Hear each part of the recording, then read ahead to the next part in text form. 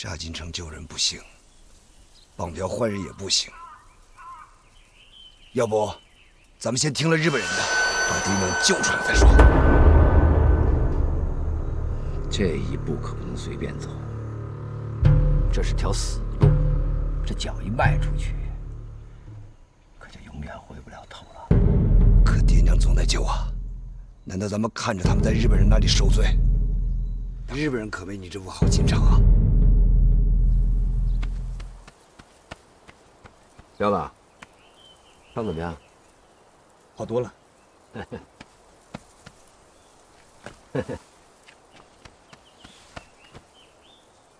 橘子怎么样？他没事儿。他一定会很恨我。哥，咱们先把感情的事儿先放放吧。现在当务之急啊，是想办法救爹娘。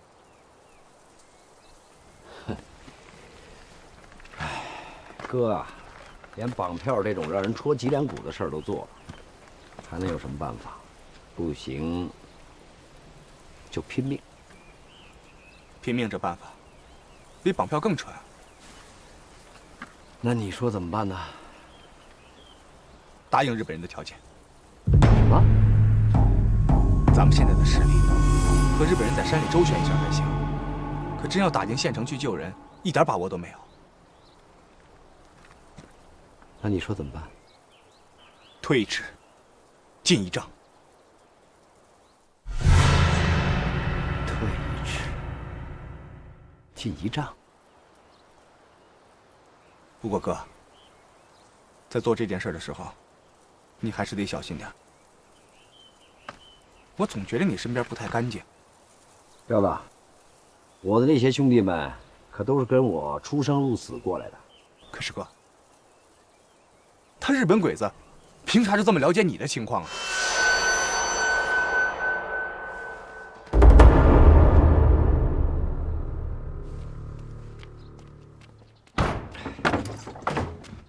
当家的，你二哥说你要下山去找日本人。是，我是要下山去找日本人，把我爹娘换回来。你真要当汉奸？还有别的路可走吗？当家的，咱就是再没路走，也不能走这条绝路啊！我不管他什么绝路了，就算是死路我也得要走。当家的。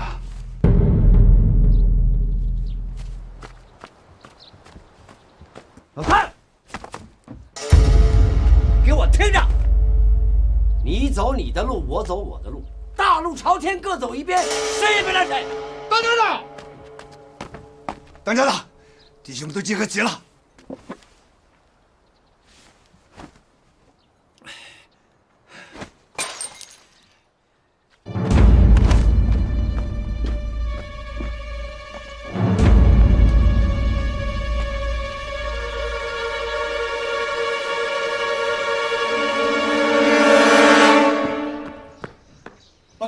进来，大队长，政委，情况怎么样？我哥答应了日本人的条件，带着队伍出山进城了。没什么破绽吧？在我看来还算顺利。只要我哥归顺了日本鬼子，一定会放松对我爹娘的看管，这是我们最佳的营救时机了。我哥答应了，只要救出爹娘，他马上把队伍拉回山里。好。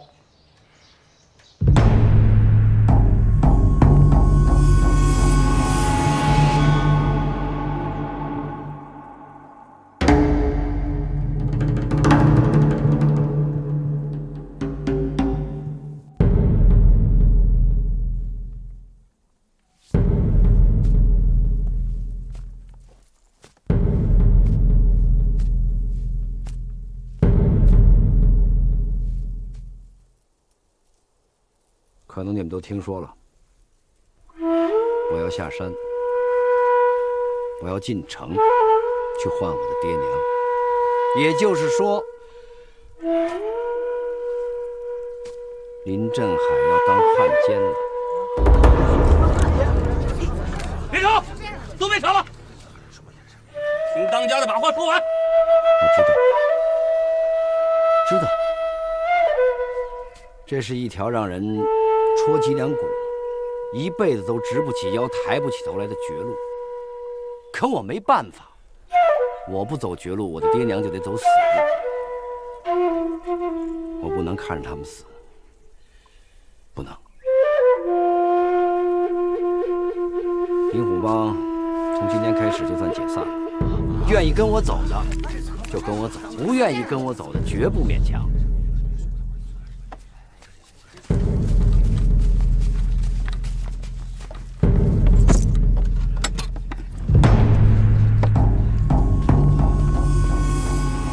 这是灵虎帮这几年的积蓄，兄弟们把它分了，投亲靠友、占山为王的，随你们的便。当家的，我朱大铁的命是你给的，你是我的大哥，你到哪我到哪儿。大哥，我马三愿意跟着你走。大哥，我们愿意跟你走。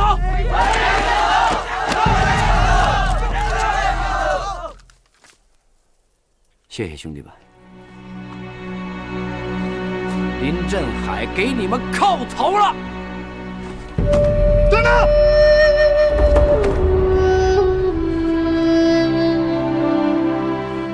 当家的，真没别的路可以走了吗？当家的，你曾经说过，咱弟兄们身上的骂名背的已经够多的了，土匪、强盗、畜生，这些骂名咱背也背了。可是汉奸的骂名咱背不动，也背不起呀！不光咱这辈子，咱祖宗、咱后代都得跟人骂。陈哥，没人逼着你当汉奸。他们家的不是说了吗？大路朝天，各走一边。既然你不愿意跟着大哥，你愿干什么干什么去。我于德水不是为了我自己，我是为了当家的和灵虎帮的名字。大哥，你说句话，弟兄们愿意跟你共进城，就错了爹娘。谁要是皱了眉、软了腿，就不是娘生爹养的。老三，二，老三说的对，不是个男人，不是个爷们儿。老三，把东西分了，走吧。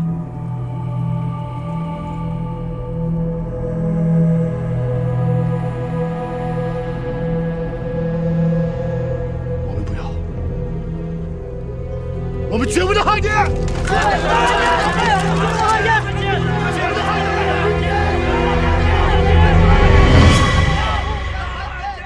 好样的，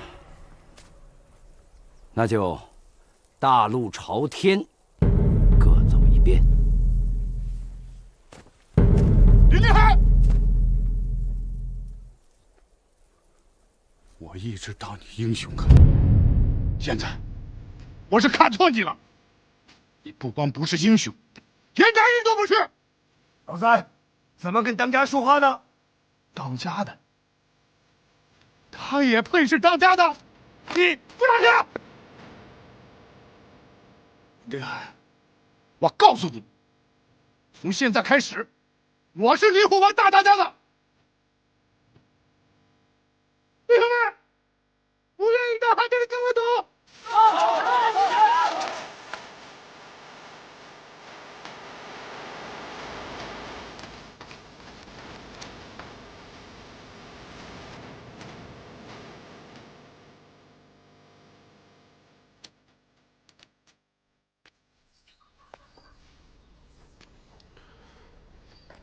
李彪这小子鬼点子还真不少。如果这次计划能按时完成的话，不但能解救出林家二老，把灵虎帮改造成一支真正意义上的抗日武装，也就不是一句空话了。老曹，你说呢？你怎么不说话？啊，老刘啊，我觉得还是有一个问题。什么问题？假戏真唱的计划固然是好，可万一成了剃头挑子呢？李彪不是说了吗？鬼子肯定会产生怀疑，不过他们只能防范，再密集的墙也会有漏风的地方。只要它漏风，我们就有机可乘。千木花这么大的力气收编林正海，就是看上他身上那点本事。也就是说，他很明白林正海身上的尺寸长短。那么他有可能建一道漏风的墙吗？那他们还会有什么办法？他们总不能把所有的部队都调进县城看守2位老人吧？是啊，他还会想出什么办法呢？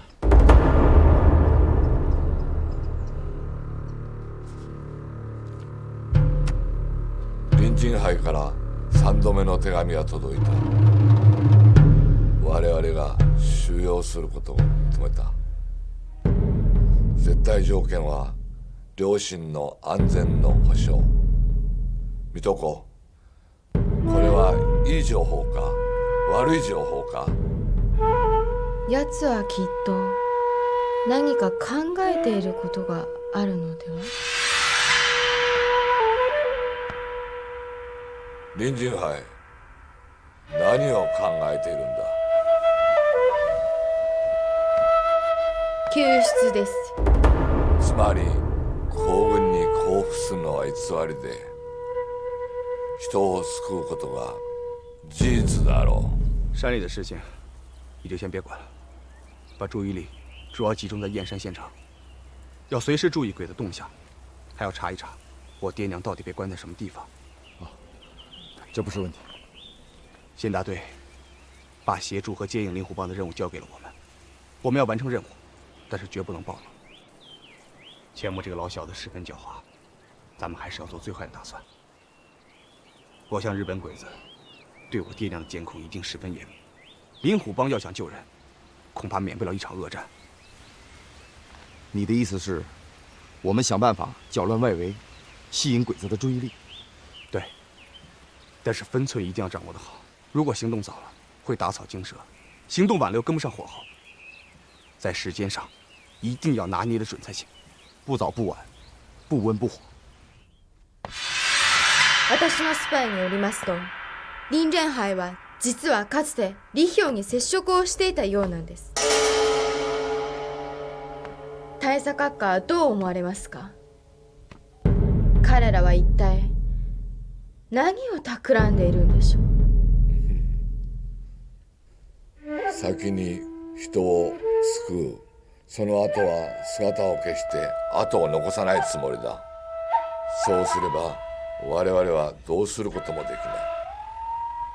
林連杯といい李氷といい、確かに頭のいい人間です。しかしこの面従腹背な計画は奴らだけの望みなんじゃないんですか？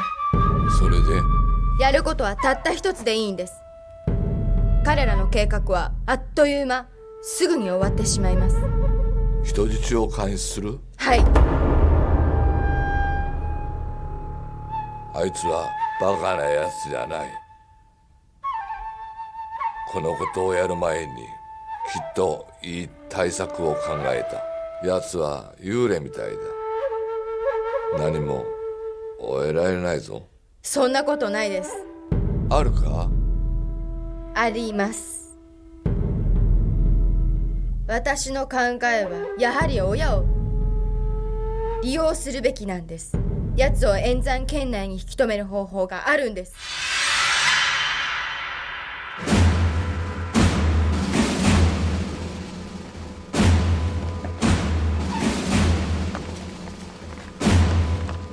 水戸子、いくら火薬を用意したんだ？ここを廃墟にするには十分すぎるほどです。時間どのくらいかかるんだ？10秒で十分でしょう。つまり人を救う場合には10秒以内に入って救って離れて全てを完了させるのか？それはとても不可能でしょう。林チェンハイは頭がいいがお前と会ったのが間違いだった。奴にとっては幸せな待遇でしょ。我々が中国人にさえ軽蔑される人間を直属に相手してやってるんですから。でも代価を払う価値がある。奴らを支配できればエンシャンも支配できるはずだ。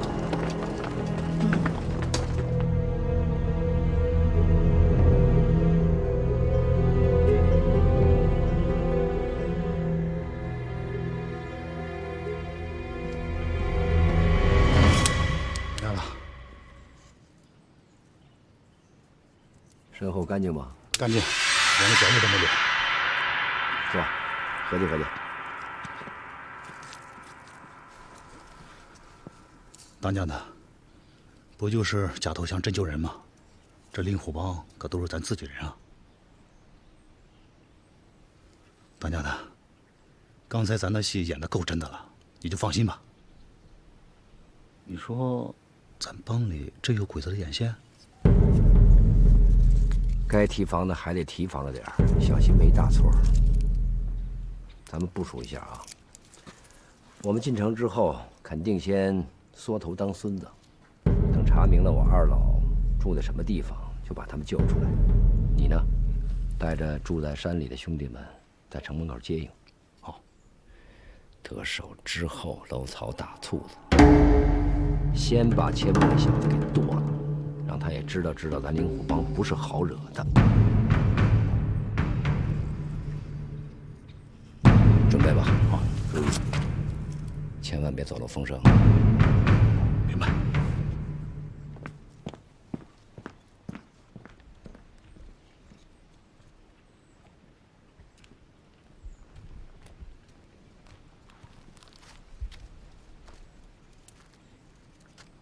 哥，彪子，等着好消息吧。不管你愿意不愿意，灵虎帮都不会孤军作战的。县大队会全力配合。用不着。哥，这不是你我兄弟之间的情分问题，也不是林家和曹家的恩怨问题，这是抗日的大事儿。还是那句话，我灵虎帮自己的事儿自己办。我也还是那句话，这不是灵虎帮自己的事儿。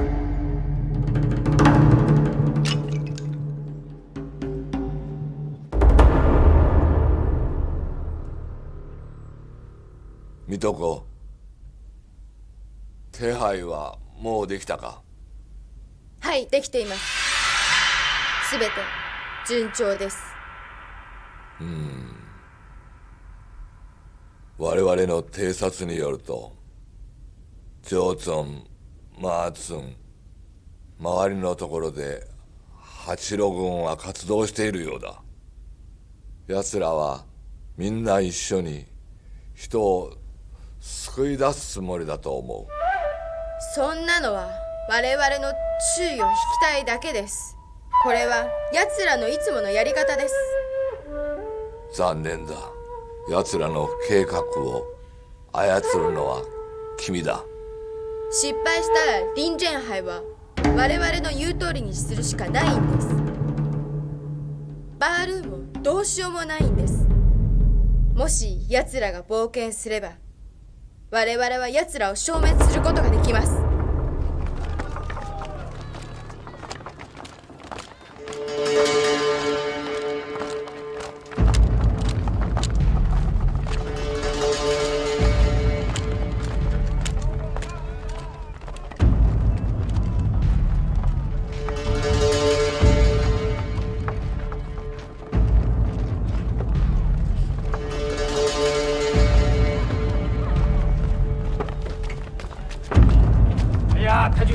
太君，哎，里面的米西，哎，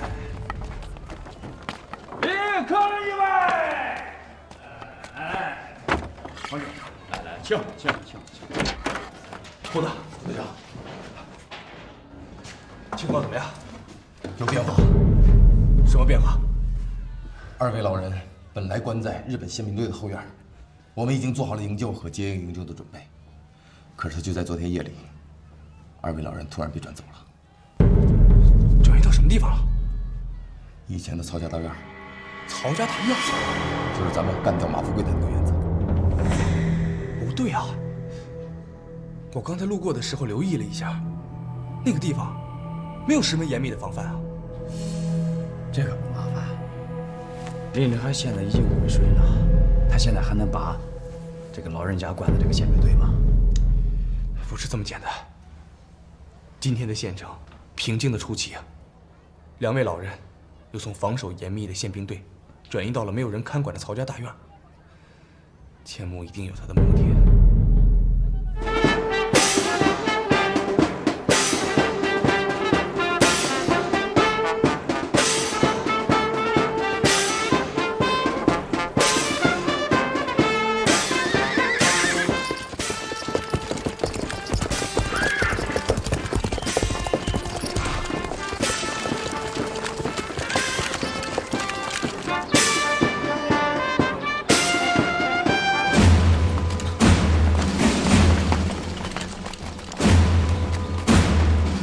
大队长、政委，林虎帮已经进城了。通知各中队，按原计划进行准备，同时命令各区小队严密监视周庄、马村2个据点里的鬼子，保证李彪他们在救人之后能够顺利撤出。是。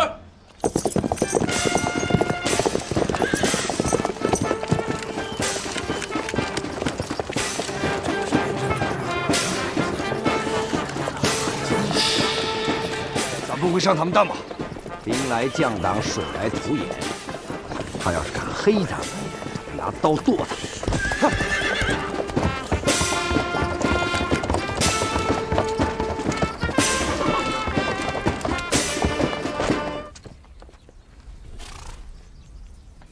林先生，美妇子小姐，我奉大佐阁下的命令，前来迎接林虎帮的兄弟们。非常荣幸。欢迎金城，你来的太高兴了，这是我的家，我太高兴。有子，お姉様，彼が私のことを助けてくださって。有子是谁呀？我怎么没见过？你不知道，她是鬼子头千木大佐的闺女。哦，日本人。我说咱们燕山城的娃子也不可能跟林振海这样的人搞在一起。林中王要做日本人女婿了。嘿，我都替他脸红，太不要脸了。请。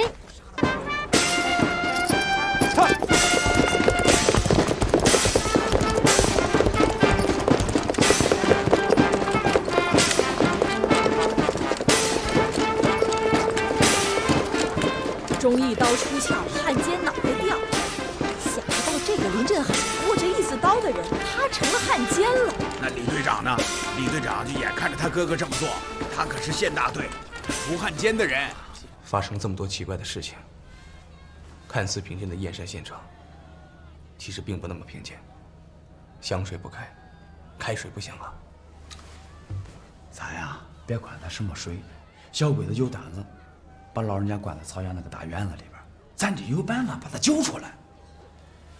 那个破院子咱也不是没去过，别说是林振海了，就是我往一倒，也只不过就一条腿的事儿啊。报告。难道就咱们知道二位老人的重要性吗？那小鬼子就是傻子。千木明明知道，咱们要把人救出来，他的计划就会流程。为什么还要把人关在一个很容易就能救出来的地方？小鬼子傻不傻是他们的事儿，他只要把人救出来不就行了吗？猴子说的没错啊，千木不是个傻子，他这么做一定有他的目的。咱们分析一下，千木利用人质把我哥逼出山，目的不是要消灭令狐帮，而是要收编令狐帮。他想收编令狐帮，唯一的筹码就是我爹和我娘。既然我爹和我娘是他唯一的筹码，那他怎么会让咱们轻易的就把我爹娘给救出来呢？照你们这个分析法，咱啥事都干不成了。照你的分析法，咱就干成了。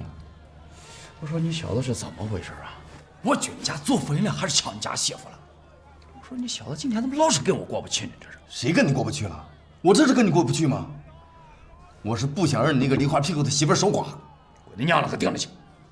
俺媳妇守不守寡，关你个屁事！行了，你俩要想斗嘴，等任务完成了再说。先谈正事。じゃあ私が林正湾に会うかな。それはダメです。林正湾と接触するときには特に注意しなければなりません。もし奴が救出に失敗でもしてやけを起こしたときには大佐閣下身の安全が心配です。そんなことがあるのか。中国にもあるでしょう。未然に防止するということわざが。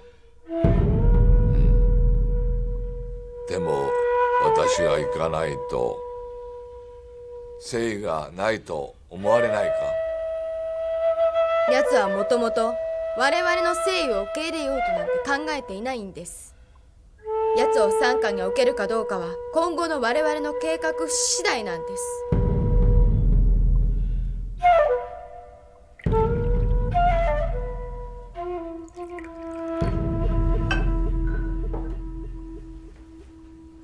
林先生，千木大佐本来要亲自宴请您，可他的身体有些不适，特意委托我代劳，还请多多原谅。我爹娘呢？您放心，他们在很安全的地方，而且也生活得很好。我要先见人。我已经帮您安排好了，吃过饭以后就去。梅夫子小姐，你让我下山进城，我来了，既没失信也没爽约，可我的要求呢，你们总是拒绝。既然没有诚意，咱们就到此为止，告辞了。林先生，怎么？你怕我出不去？我可以告诉你，我既然进得来，就可以出得去。我见过许多中国的男人，你是最让我钦佩的。难怪我妹妹加代子对您的为人赞不绝口呢。家丫头是你妹妹？我们长得不像。长得像不像倒是其次，我怎么觉得你们不像一个娘生的？这话怎么讲？如果她是我妹妹，明知道她被人绑架还不理不睬的，林州王不杀女人，这我早就知道。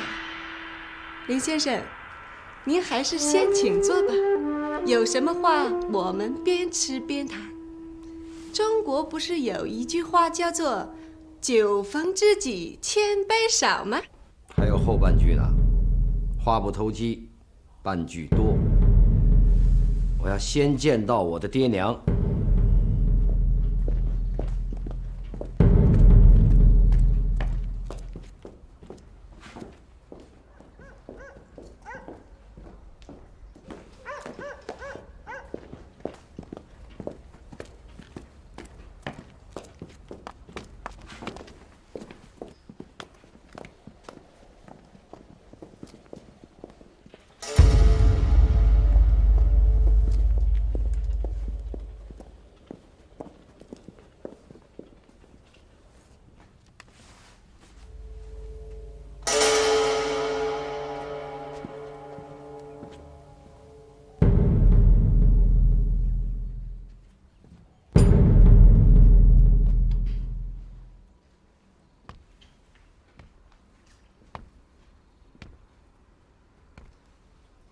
爹，娘，窦爷，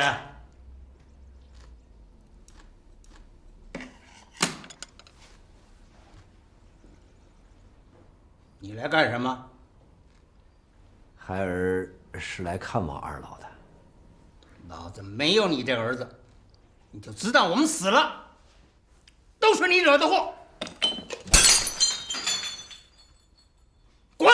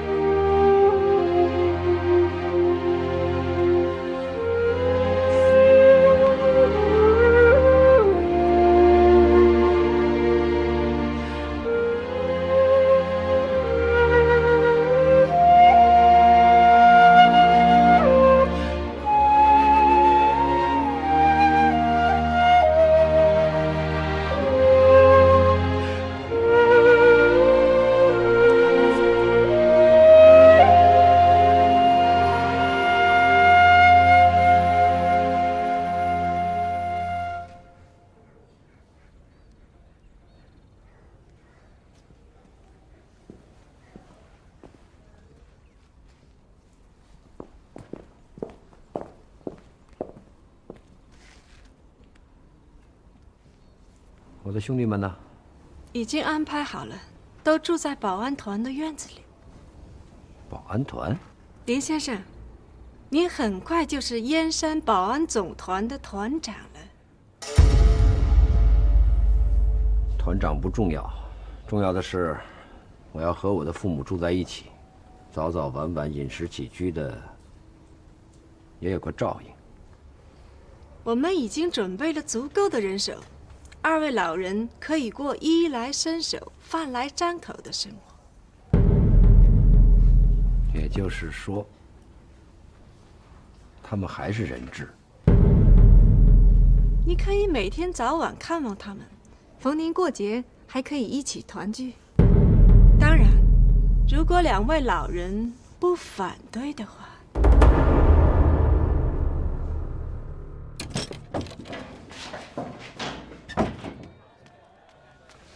林振海去曹家院了，几个人？2个人，有一个日本女人陪着。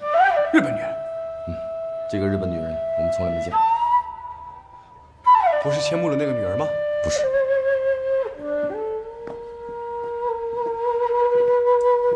林先生，你看什么呢？这房子不错，是曹家在燕山城里最好的宅子了。我听说林先生曾经进过这个院子，杀了人放了火还能安全脱身，真是让我钦佩不已。这你也知道，美福子小姐可算是有心人呐。不把情况搞清楚，我怎么保护老人的安全？我爹娘的安全就不麻烦你们了，我自己负责。您是负责他们的安全，还是负责救人呢？什么意思？我的意思，林先生，你的心里再清楚不过了。中国有句话说：“明修栈道，暗度陈仓”吧。我越来越佩服。我也很佩服林先生，您是我们大日本皇军仰慕已久的英雄。我们可不希望您轻而易举的就断送了自己的性命。我还是不明白。中国还有句话：“大智若愚。”你们是怕我救人？您心里不就是这么想的吗？没人机，看来小鬼子要双管齐下了啊！也要控制老人，而要实施没人机。这个林振海啊，真要当日本岳学了！闭嘴！我哥不是那种人。不是那种人。这老祖上不是有句俗话吗？英雄难过美人关。我哥是英雄，但绝不是那种过不了美人关的英雄。日本人不但对2位老人，对林振海也完全不设防。他们想什么呢？猴子，你不是会读口型吗？你的意思是，既然他们防守松懈，那咱们就看看小鬼子葫芦里到底卖的什么药。那你们打算派多少人保护我的爹娘啊？1个班。1个班？不是皇军，是皇协军，轮流站岗，不要让那些小偷小摸的人混进来就是了。梅福子小姐，你很看不起我吗？老虎的威武，豹子的凶猛，猴子的轻灵，兔子的速度，这些优点全部集中在一个人身上，除了林中王，不会再有第2个了。我们怎么敢小看你呢？说实话，我就是把燕山所有的皇军都派出来，也未必挡得了你这如风如雨、如鬼如魂的人呢。既然知道，咱们就来个痛快的。你说，放了我爹娘，我这条命留给你。我们要的不是死林真王，是活的。让我活着，也许是你们的错误。怎么会呢？我随时可以救人，也随时可以杀人。随时可以杀人，我信；随时可以救人嘛，我不信。哦，因为对你来说，杀人是杀人，救人也是杀人。凭我对林中王的了解，你绝不会亲手杀害自己的父母的。越来越深奥了，我这山野粗人听不懂。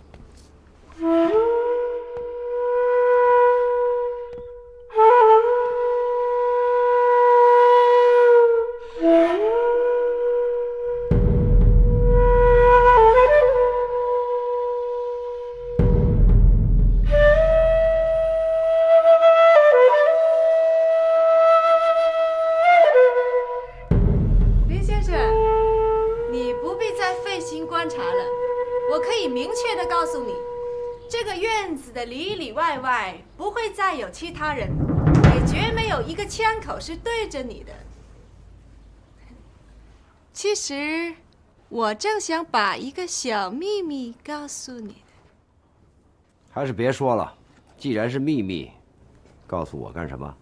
这个秘密必须要告诉你，不然的话，你真的有可能把救人变成杀人的。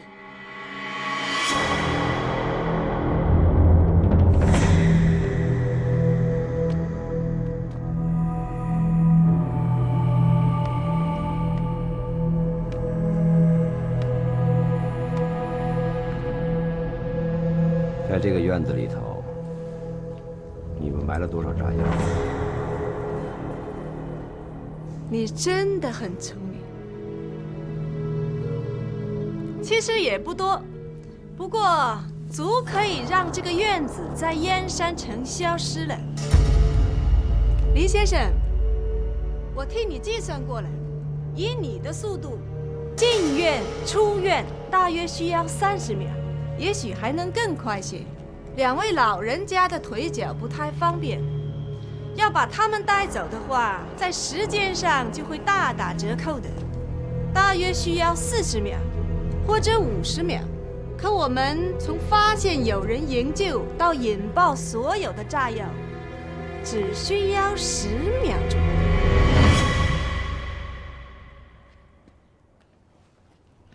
也就是说，救人的人和被救的人，在10秒钟之内就会灰飞烟灭。聪明。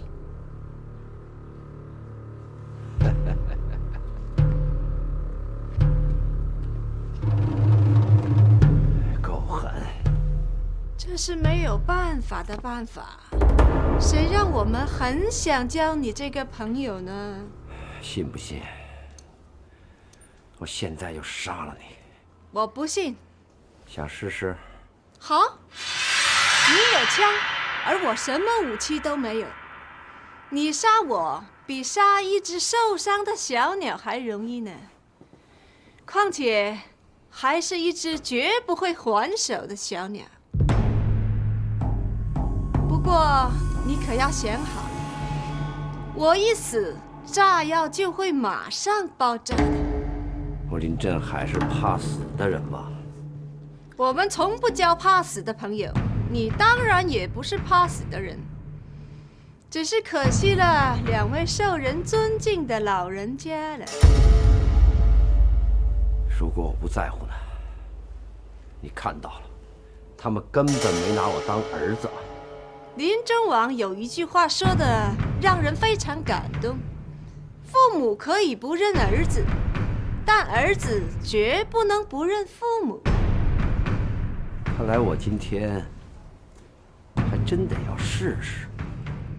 好，这一定是一个刺激的赌局，我陪你玩。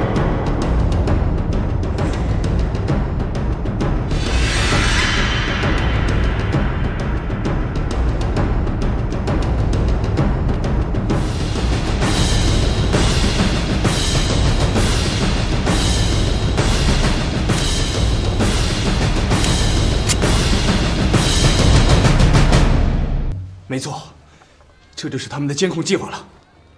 用炸药。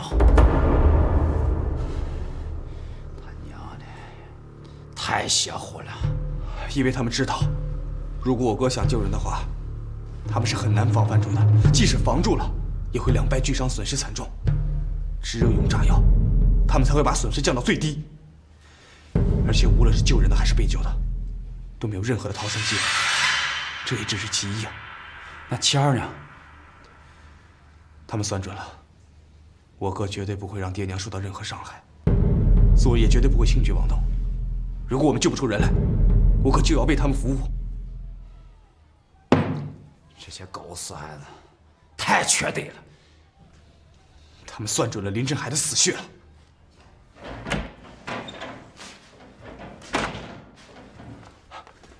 怎么样？小鬼子，他妈王八蛋也太狠了！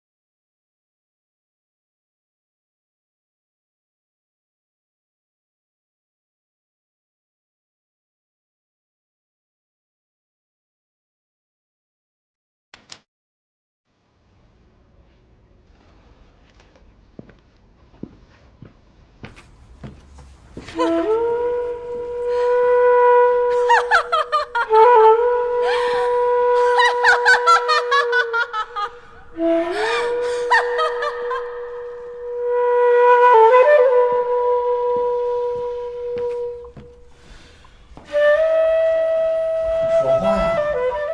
你们想个办法呀！怎么着啊？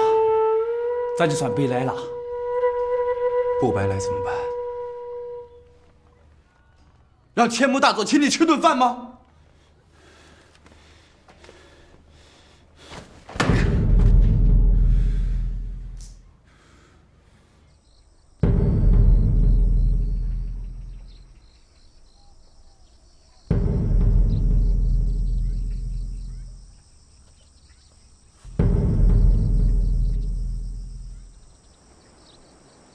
孙当家，这城里怎么还没动静？别急，再等等。哎，这当家的不会变卦吧？当家的让咱们接应，就绝对不会变卦。也许他们遇到什么麻烦了。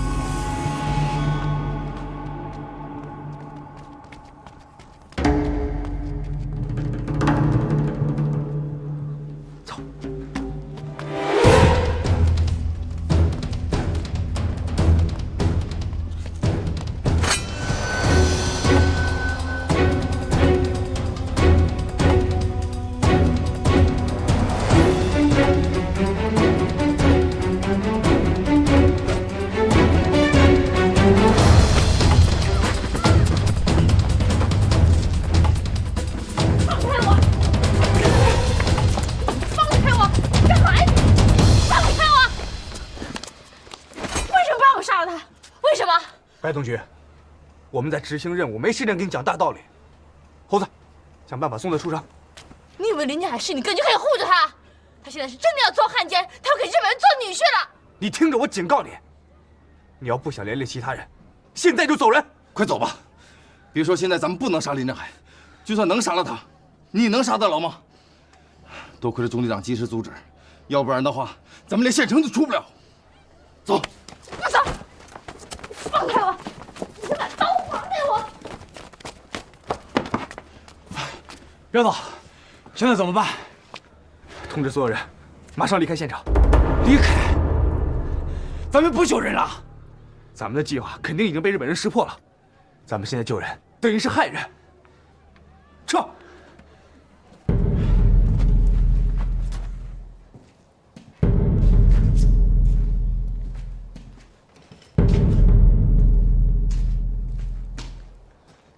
大哥，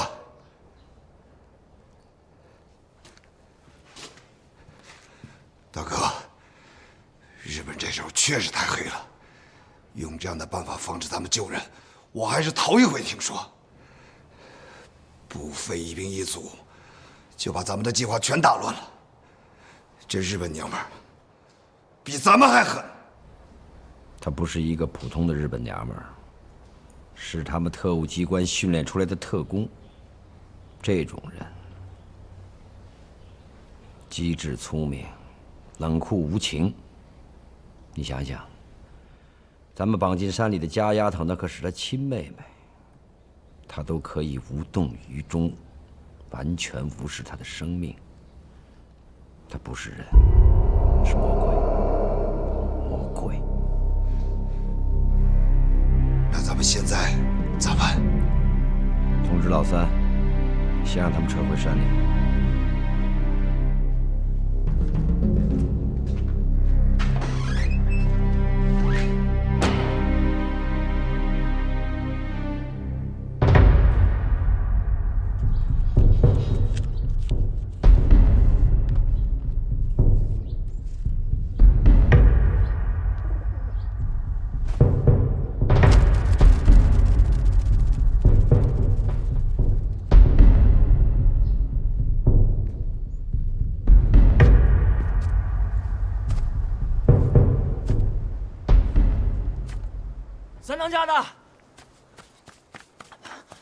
三当家的，大当家的有消息了。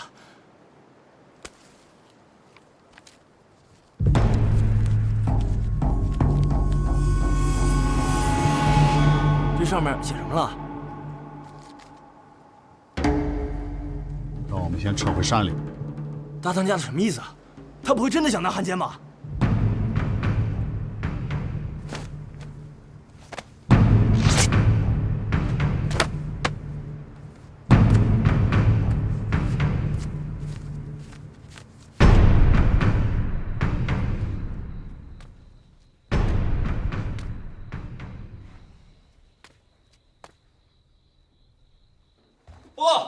进来。1中队、2中队、3中队全部撤回。灵虎帮呢？目前还没有什么动静。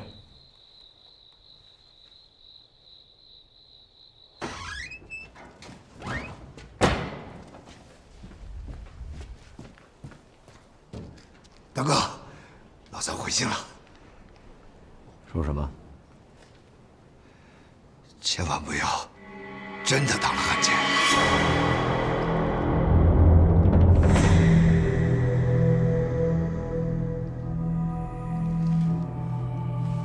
还有别的选择吗？也是。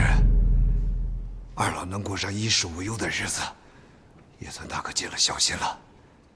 衣食无忧。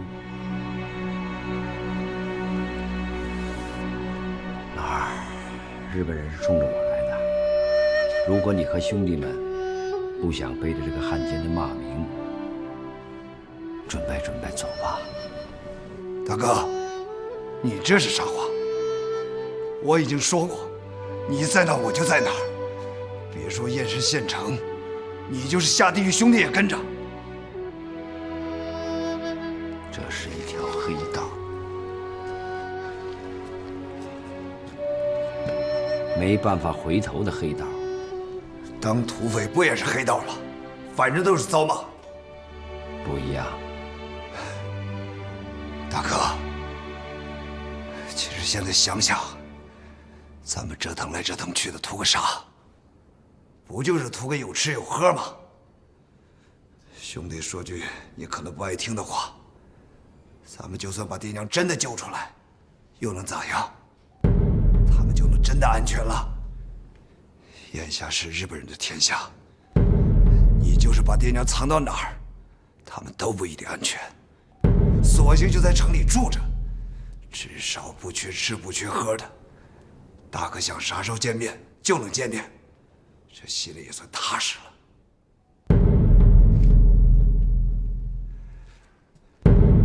我踏实了，可彪子呢？我答应过他，不当汉奸。既然是兄弟，他就应该了解你的苦衷。难道他愿意看着自己的爹娘和哥哥被日本人炸药炸死？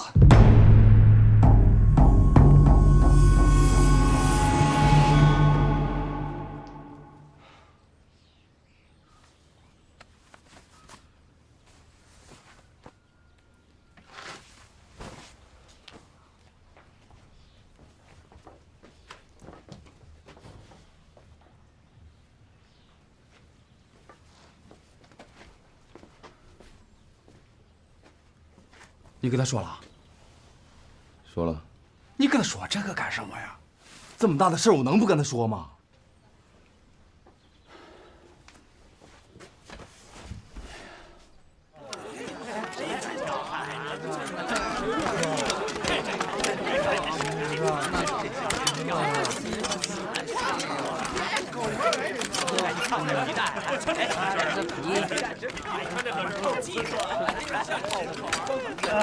立正！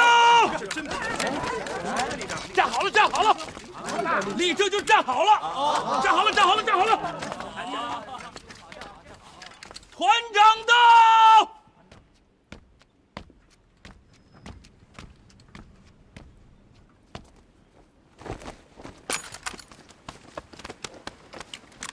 弟兄们，咱们这是鞋帮子改鞋底儿了。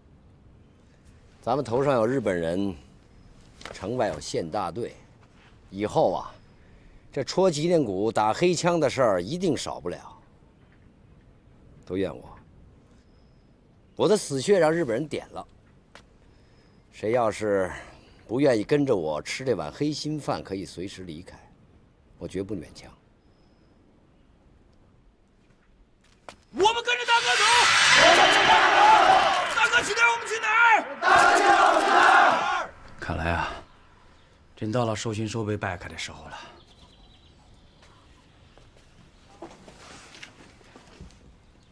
这还不是最麻烦的。知道什么是地利吗？啥叫地利啊？咱们跟鬼子周旋靠的是啥？靠的是啥？游击战，运动战，是吧？打得过就打，打不过就跑啊。头段时间，这个鬼子大扫荡，咱不都是靠的这个吗？这就是地利，有利的地形。你净说废话！你给我说，有利地形不就行了吗？可是现在咱们的强项没了。你想啊，鬼子怕咱钻山林子，可林振海不怕。这万一他要跟咱们较起劲儿来，咱们的游击战、运动战，真就不好施展了。林振海对咱们这一套太熟悉、太了解了。你别说，还真他娘的是个麻烦。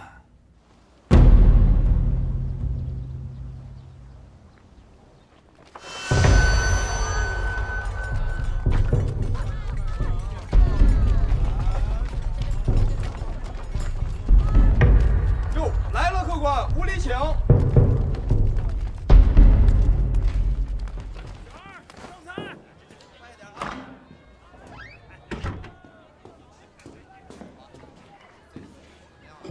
喝点水。他们都到了吗？刀子跟杨过一起去干地形去了。林振海有什么动静吗？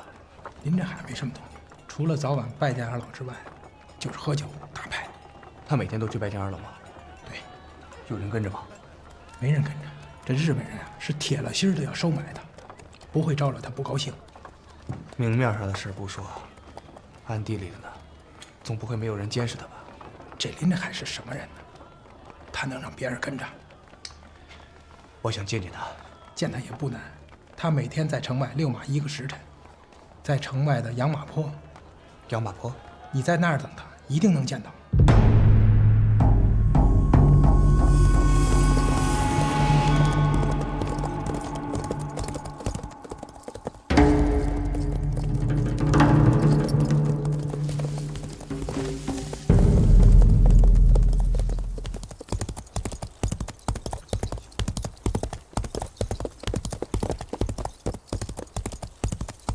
放羊娃像媳妇儿，未见他一面爬上树。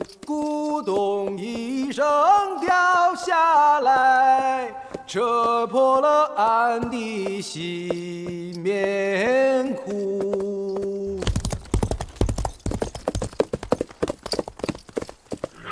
彪子，是你吗？彪子，哥，你来干什么？等你啊。你还认我这个哥哥？为什么不认啊？我还以为你哥，忘过你说过什么了？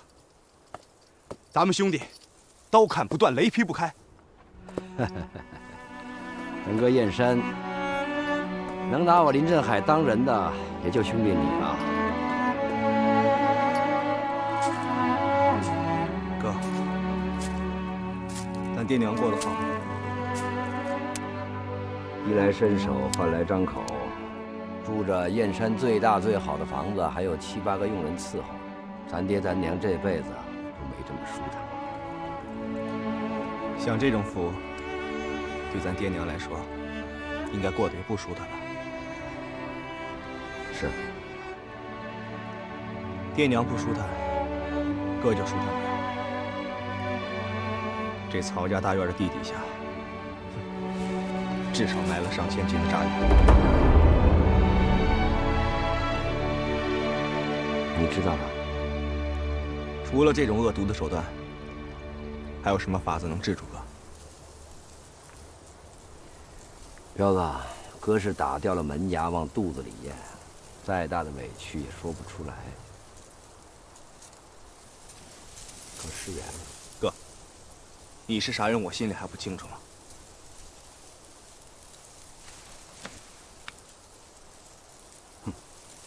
有你这样的兄弟啊，哥这辈子值了。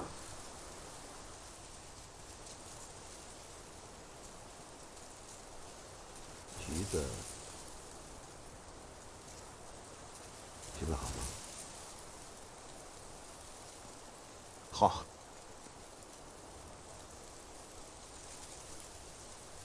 放羊娃想媳妇儿，未见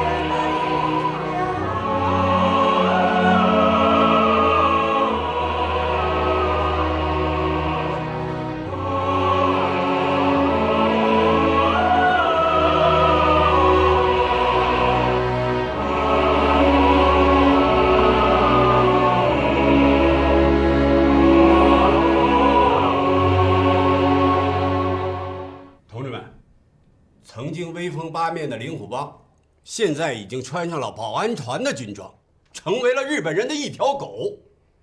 这就意味着，燕山的抗日形势将来会对我们产生很不利的一面。我们也希望林振海能成为我们的朋友，可惜，他还是成了我们的敌人。我说过吧，啊，像林振海这样的土匪，我们就不应该相信他。可是我们队伍之中就是有些同志坚持自己的看法，要用事实来说话。现在好了，铁一样的事实已经说话了。什么江湖义气啊，什么兄弟感情啊，那全都是假话。通过这次教训，我认为咱们应该好好的反省一下，尤其是要仔细的检查检查自己，看一看咱们自己的屁股到底坐在哪一边了。任华强，你把舌头捋直了再说话行不行？你叫谁反省啊？你叫谁检讨啊？你让谁把那个腚放正了啊？干什么？桑树是桑树，槐树是槐树，哪一棵树烂了，咱就砍哪一棵树。你不能把这一片林子都砍了吧？王一刀，你急啥呀？啊，你啥林子呀，啥槐树烂糟的？我说你了，你说谁都不行。吵什么吵？啊？都吃了疯狗肉了？看看你，还像不像干部的样子？不就是一个林振海吗？我就不相信他能把天懂喽。大队长，我建议咱们立即展开锄奸行动，必须要消灭这支汉奸武装，我们不能让他们再胡作非为了，对不对？对。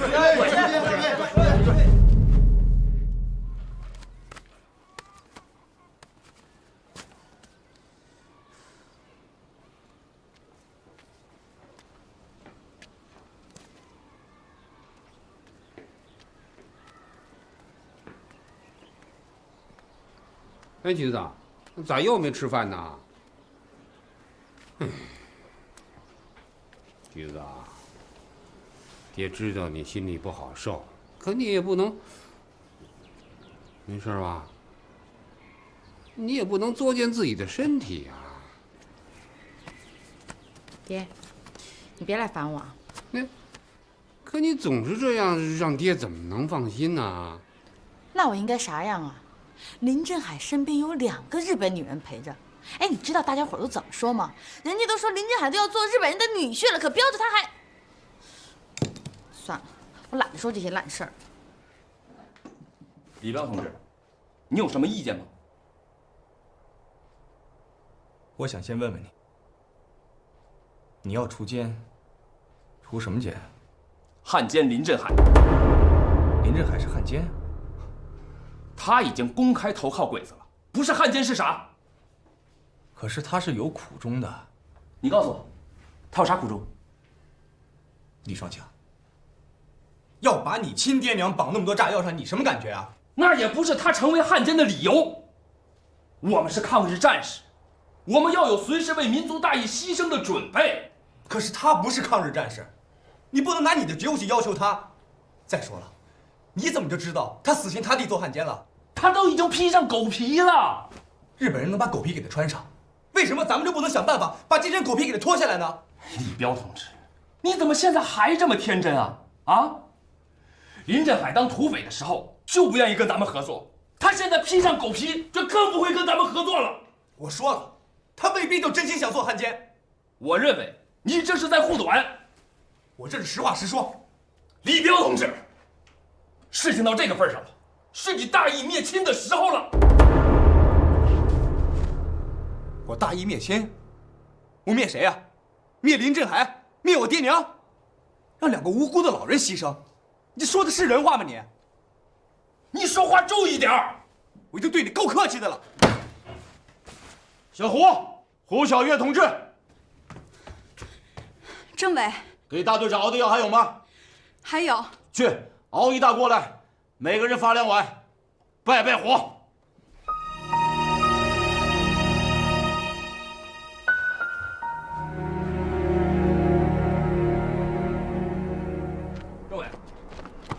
政委，我认为你在护短。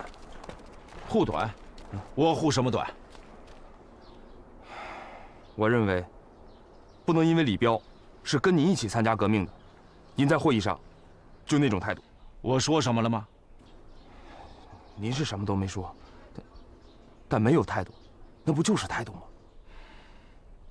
双香同志，我知道，如果林振海真的死心塌地当了汉奸，对我们来说确实是一种很大的威胁。可事实不是还没有走到这一步吗？李彪的话或许是有些个人感情色彩在里边，但也不是没有一点道理。毕竟是他的父母住在火山口上吗？双枪啊，我也用李彪的话问你一句：如果是你的父母，你怎么办？看着他们被炸死吗？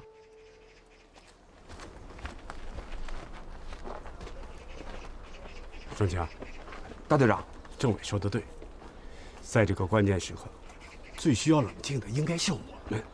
如果我们一乱，整个县大队可就乱了。因为我们的一时冲动，把林振海逼到死心塌地的汉奸道路上去，对我们来说，那才是真正的麻烦。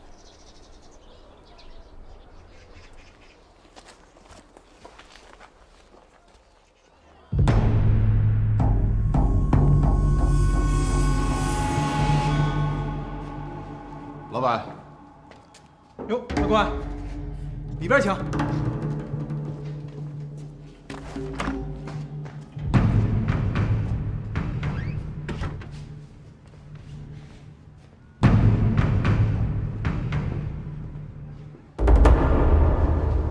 郑队长，我们得到了一个很重要的情报。说，控制2位老人用的炸药，是国民党军撤退的时候留下来的遥控爆炸系统。他们本来是准备对付鬼子固守县城的，可是撤退的时候太匆忙，没有来得及带走，全留给鬼子了。现在反而被鬼子利用成控制2位老人的工具。这什么爆炸系统，在什么地方？还不清楚。县城里到处都是鬼子的便衣特工，我们不敢撒开了找。那有没有人能知道？听说有一个人了解这个情况，他在国民党军队的时候就是干这个的。国民党撤退的时候，他开了一个小差。这个人叫什么？住在什么地方？只知道有这么一个人，具体情况还不了解。你们继续寻找，我来查这个人。好，记住，这件事情没有搞清楚之前，对谁都不要说，包括咱们自己人。你连组织上也不相信了？不是不相信组织，人多嘴杂，怕走漏了风声。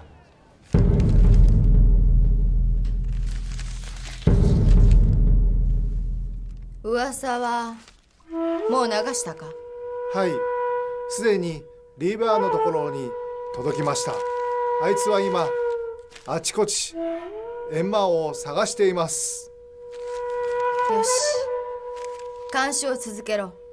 一切手出しはするな。少佐閣下、私は閻魔王が頼りにならないと心配しております。誰にでも弱みはあるでしょう。例えば李氷の義兄、林仁杯の一途な精神、猿王の臆病さ。臆病な人間は一番扱いやすい。しかし気が抜けて油断をしてはいけないんだ。シナ人の性格は単純に感じる時も着々と次の手を打っているんだ。決して錯乱されてはいけないんだ。引き続き猿王から目を離すな。徹底的に監視するようウー隊長に伝えなさい。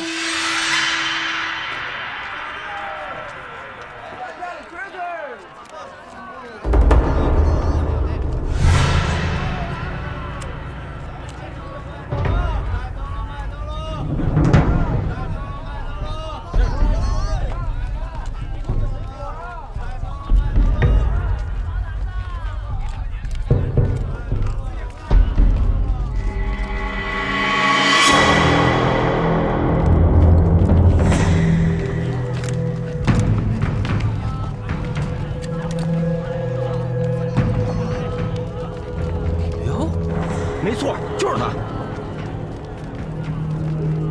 这小子好大的胆，敢在城里瞎转悠！四当家，干掉他！走！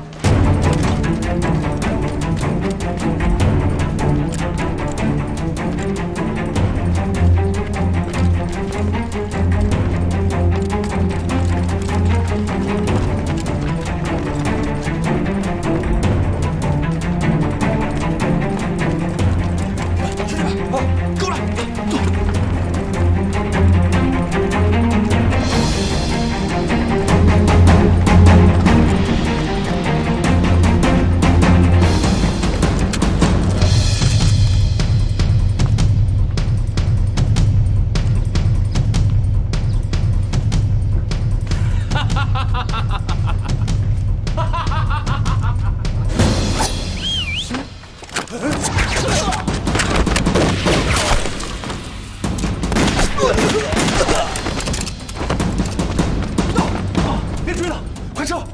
快！李氷？マーさんが何かやらかしたのか？はい。まったくどうしようもない。本当に役に立たないやつさ。我々はどうしますか？何も動じることはない。ただの相話かもしれない。そんなに心配することでもあるまい。我々の計画に影響を受けることはない。哎，这谁来了？哎，爹，我去吧。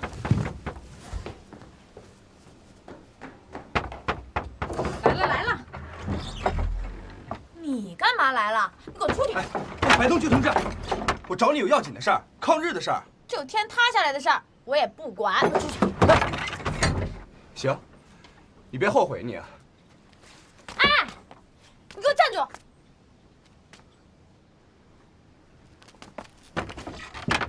你现在还有什么好说的了？你那个可以换命的哥哥，已经当上了保安团的团长，真是越来越出息了。你别这么说我哥，他有他自己的难处。难处？他早就和日本人勾结上了，就你蒙在鼓里。你说那个日本女人吧，我不是早告诉过你吗？那是为了救我爹娘才绑的票。绑票？哎，你见过那么心甘情愿让土匪绑票的女人吗？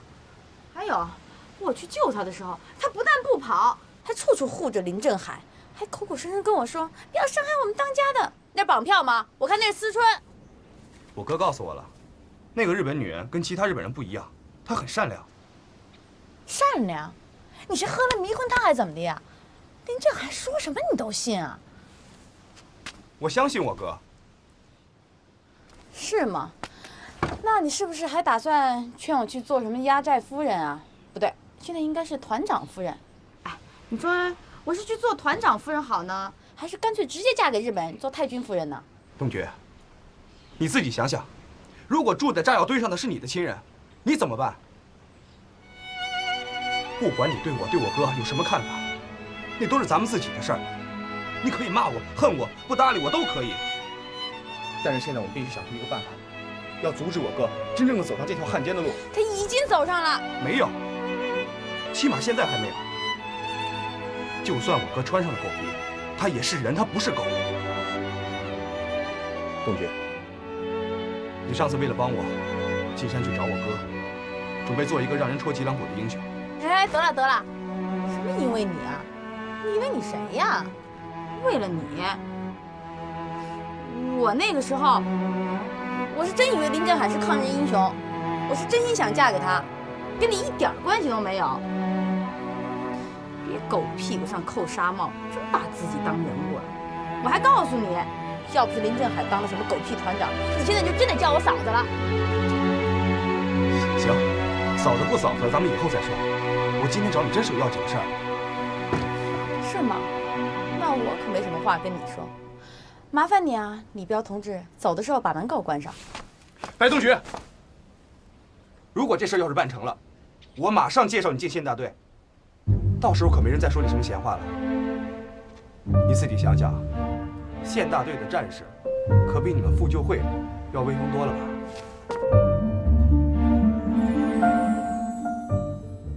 真的？我什么时候说过假话？以前是没说过，可是现在嘴里没一句是真话。算了。哎，你站住！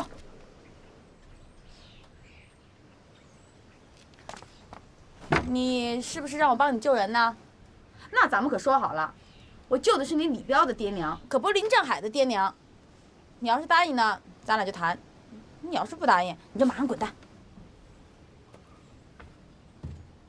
你有办法救我爹娘？有啊，就看你是不是诚心了。行，你说。换个地方说。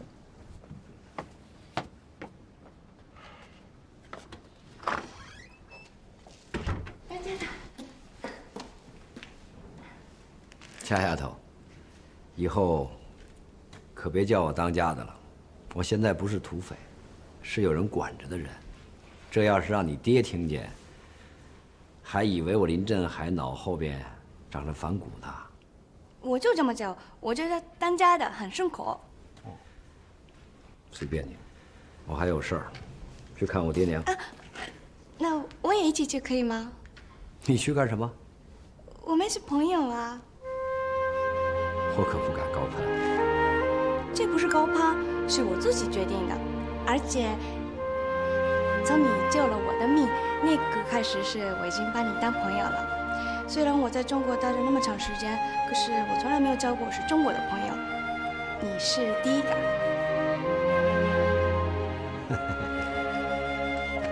我看你是记吃不记打。记吃不记打是什么意思？是我把你绑到山里的，不记得了？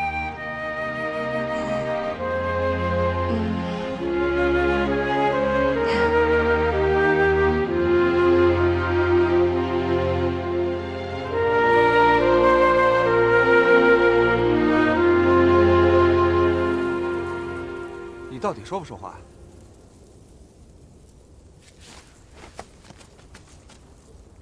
还喜欢我吗？这我已经说过了，还用说多少回？既然你是真心喜欢我，还要把我让给林振海，一定是因为……我现在不想跟你谈这件事儿。可是我想谈，而且这件事儿不是说说而已。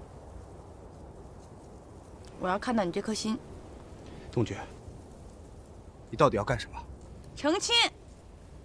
成亲？谁跟谁成亲？你和我啊。这不可能。哎，你的人我可以不要，但是我一定要这颗心。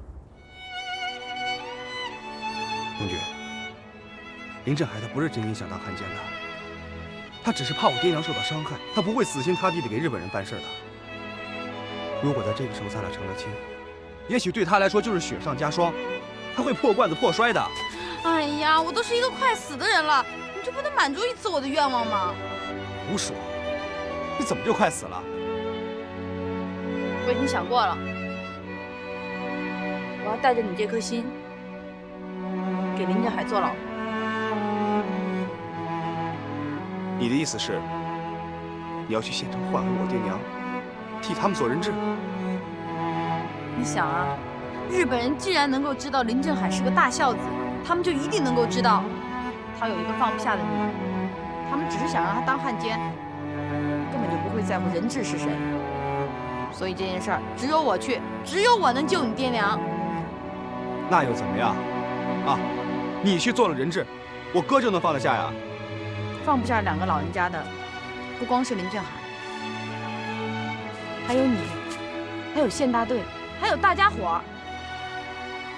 所有的人都不愿意看见两位老人家遭罪，更不愿意看见两位老人被日本的炸药炸死。炸药能够炸死我爹娘，也同样能够把你给炸死。可是我不怕，只要能够换回你爹娘，让林振海不当这个汉奸，我就认了。这就是你的办法是吧？我活着的时候不招人待见，死了做个英雄总可以啊。你赶紧收回你这蠢办法吧！我爹娘不能死，你也同样不能死。你要用这种方法解决问题，你还不如把我先杀了呢。不是没有别的办法了吗？当然有。真的假的？跟你打听一个人。谁啊？还记得一个叫阎王的人吗？阎王？啊，我当然记得他了。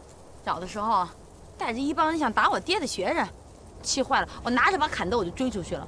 最后他跪在地上叫了我18声姑奶奶，我才饶了他呢。但是这都是好多年前的事儿。哎，你问他干嘛呀？我听说他参加了国民党的部队，专干的爆破。日本鬼子打过来，他们部队逃走，他因为恋家，又悄悄溜了回来。这么说，你是打算找他帮忙救你爹娘？对，只要能够找到他，我就有办法把我爹娘给救出来。真的啊？他住哪个村？燕子窝。走，带我去。哎，等会儿，那咱们可先说好了，这一次我帮了你的忙，你就得让我参加县大队。一定。真的？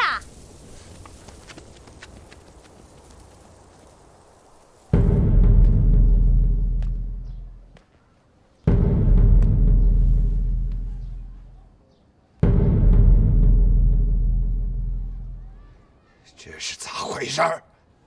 二哥，这可都是县大队干的啊！县大队，他们的人混进城了。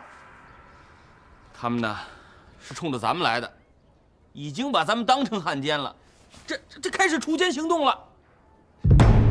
又是他娘的锄奸！站着说话不腰疼的家伙，当家的但凡有一点办法，能走上这条路吗？还兄弟呢，他一点也不理解大哥的苦衷，这什么兄弟呀？这是。好像就是这家，看看去。